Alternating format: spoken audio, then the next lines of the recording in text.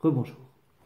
Alors, nous voilà dans une autre phase de ce cours. Je vous avoue que c'est très expérimental. Normalement, c'est un moment de partage commun. C'est un moment où on pratique tous le même acte rituel et on se retrouve impliqué dans la même action. Je vais devoir la faire tout seul. Confinement oblige, mais j'espère que vous participerez par ce biais et que vous aurez l'impression de faire partie du sacrifice que nous allons faire en l'honneur d'Athéna, des sciences et des lettres.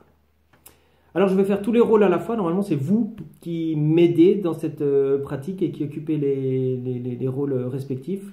Je vais un peu tout faire. Il nous faut d'abord un autel, évidemment. J'ai ici un petit autel d'Athéna, c'est marqué dessus. Il nous faut une victime. J'avais pas de bœuf et je mange peu de viande, mais en revanche j'avais l'intention ce soir de me faire une aubergine. C'est donc notre victime, qui ressemble pas mal à un bœuf quand même, qui est ici présente. Et pour augmenter un peu l'imitation, je vous propose, je ne peux pas le répéter plusieurs fois ça, je vous propose d'en faire un quadripède de la manière suivante. Voilà, on y croit.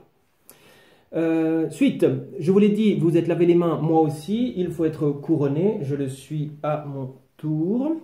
J'ai pris du lierre parce que je révère Dionysos.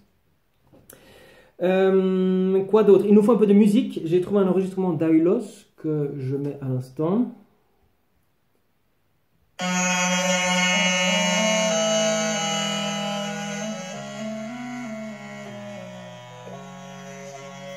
Si vous le voyez. Et donc la pompe s'ébranle à ce moment-là. Je devrais avoir une petite canéphore chou de bonne famille pour porter la corbeille avec les céréales à l'intérieur qui devrait s'engager dans la procession juste derrière moi. Les musiciens derrière. Vous m'entendez?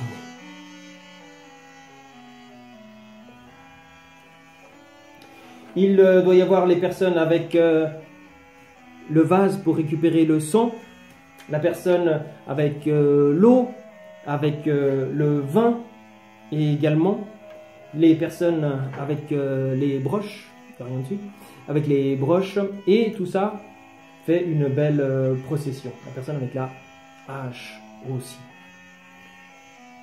J'arrête la musique. Et donc tout ce beau monde va faire une sorte de demi-cercle autour de l'autel en conduisant la victime. Elle aussi va faire un demi-cercle et venir se grouper, disons là, vous êtes avec moi, nous avons Athéna Chryséléphantine qui nous regarde depuis là et qui regarde vers le lointain et vers le futur. Et donc nous conduisons la bête vers l'autel sur lequel nous avons allumé un feu. Et vous devez vous souvenir des étapes rituelles. L'une des premières, c'est de jeter de l'orge. Pourquoi est-ce qu'on jette de l'orge? On jette des céréales pour mélanger la viande et les céréales. Les produits de la terre se retrouvent réunis dans cet acte du sacrifice. Et tous les participants, vous tous ici présents, je vous demande de prendre un petit peu de ces céréales, et normalement vous en avez tous dans la main. Vous êtes tous avec une poignée de céréales, et au moment où la victime arrive, une des procédures c'est de lui jeter tous ensemble des céréales sur la tête.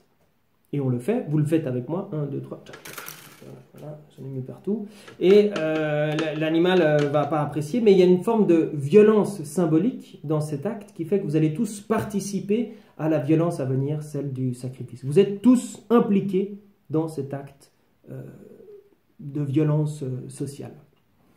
Ensuite, une autre action, et vous vous souvenez peut-être de Nestor, va être de donner à boire à la victime. Et on ne fait pas ça parce qu'on est gentil, mais parce que par ce biais, la victime va baisser la tête. Et vous savez peut-être qu'en Grèce ancienne comme en Grèce aujourd'hui, pour dire oui, on dit né, c'est juste, mais on fait en même temps né, comme ça. On incline un peu la tête. Et ça veut dire que la victime, quand elle boit de l'eau, je ne plaisante pas, va faire oui. Il y a une forme d'acquiescement, une forme d'acceptation de la victime du rite qui va suivre. Elle le fait en baissant la tête, et donc on va pouvoir procéder à ça parce que la victime est consentante. Il y a une sorte d'illusion d'acceptation qui se joue à ce moment-là.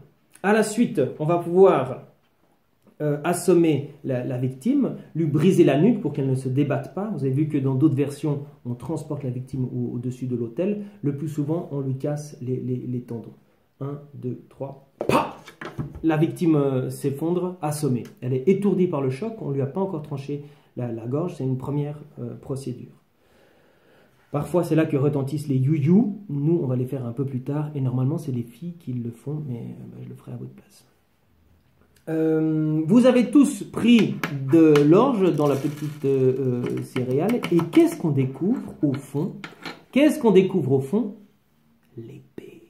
Sous les céréales se trouvait l'épée dissimulée. C'est cette comédie de l'innocence dont je vous ai parlé tout à l'heure qui fait que on va faire comme s'il n'y avait pas d'acte d'agression, mais qu'en fait c'est accepté et par la bête et par la société. Mais l'épée est cachée en dessous. Je vais très subtilement transformer cette épée en une épée un petit peu plus efficace, et c'est à ce moment qu'on va procéder à l'égorgement au-dessus de l'autel. Alors s'il y a le feu, normalement il y a un peu plus de place, donc je vais mettre ça en dessous. Qu'est-ce que j'ai oublié de faire pour ceux qui ont bien regardé le film? Dans la même procédure symbolique, Nestor coupe quelques cheveux à l'animal et le fait brûler sur le feu. C'est une manière de précéder le sacrifice, de faire un pré-sacrifice qui présuppose ce qui va suivre.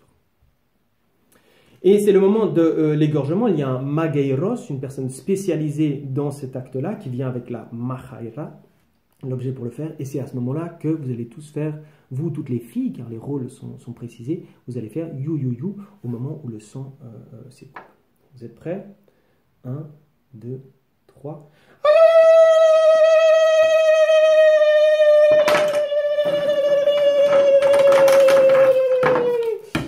Le sang coule à ce moment et se répand partout. Et comme vous l'avez vu, on va mettre ce sang sur l'autel, en prélever dans la petite coupe et reverser sur l'autel pour que le symbolisme du sang soit actif dans cette cérémonie. Je le fais encore. Il y a des marques de sang qui viennent se mettre autour de l'autel. La pauvre bestiole est morte. Je rappelle que c'est mon repas du soir. On va procéder ensuite au décortiquage technique. On va retirer les os, c'est-à-dire on va retirer les cuisses, on va retirer les os qui sont dans les cuisses, les fémurs, et faire brûler ça en l'honneur des dieux. Alors je ne vais pas le faire à l'instant pour ne pas cramer la maison, mais c'est ce qui se passerait d'un côté, pendant que de l'autre on prépare les viandes. Et tout ça est consumé, s'envole pour nourrir les dieux. Et c'est là que je remarque que j'ai oublié l'essentiel, c'est-à-dire la prière.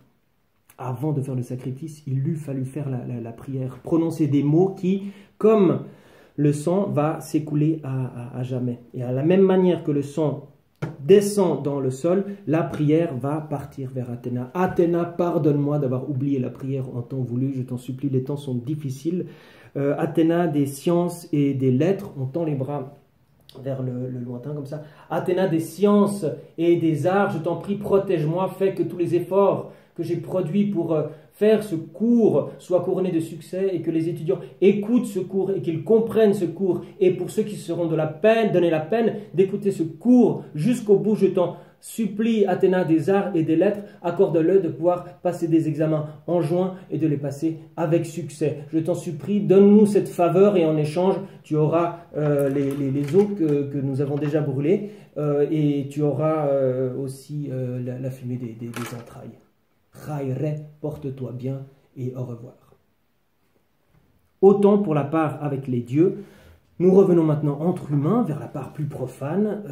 On va enlever la peau, hein, la peau de l'animal, et ça va revenir au prêtre. parce que c'est lui qui finance souvent la cérémonie, c'est lui qui est engagé, il a une part de choix. Et donc la peau de l'animal, qu'il pourra revendre occasionnellement, va être sa récompense. Donc je ne vais pas tout faire ça parce que je ferai la cuisine après. Ensuite, on a les bouts de viande. Et ces bouts de viande, bon, vous préparez l'aubergine comme vous voulez. Moi, je vais plutôt la faire au four. En l'occurrence, on devrait couper des parts égales et les faire bouillir pour nourrir les personnes. Ou alors, les personnes les reprennent chez elles et les cuisinent par la suite. On fait des petits bouts égaux pour tous. Je vous dirais que normalement, je fais couler des bonbons à ce moment-là, des sugus qui sortent de l'animal et que vous y avez tous droit. Mais là, comme vous êtes tous confinés, eh bien, tant pis. Voilà, des parts égales pour tous. Et quoi d'autre? Oui, les entrailles, on a oublié de les griller. C'est ce qui se mange directement. C'est le moment le plus sacré où on partage avec les dieux. Je n'ai pas fait tout à fait dans l'ordre, mais enfin... j'espère que vous aurez retrouvé les étapes et que vous aurez une idée plus sensible du sacrifice après cette performance que nous avons fait tous ensemble et qui nous lie à jamais.